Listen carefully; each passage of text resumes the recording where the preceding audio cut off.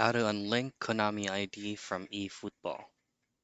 Now in this video, I'll show you a quick guide for you to be able to unlink your Konami ID from the eFootball app.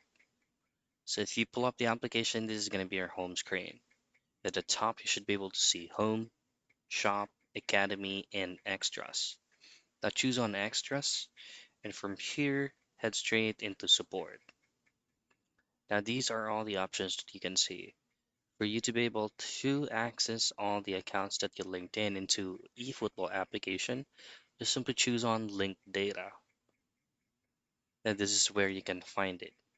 If you have linked your Google Play account, it will be saying here unlink Google Play. If you also link your Konami ID from here, it will also say unlink Konami. To unlink it, just simply choose on unlink Konami ID and you will automatically be redirected into the official site of Konami.net. From here, you won't have any options, just to simply hit on confirm for you to successfully unlink your Konami ID from eFootball. And that's how you do it.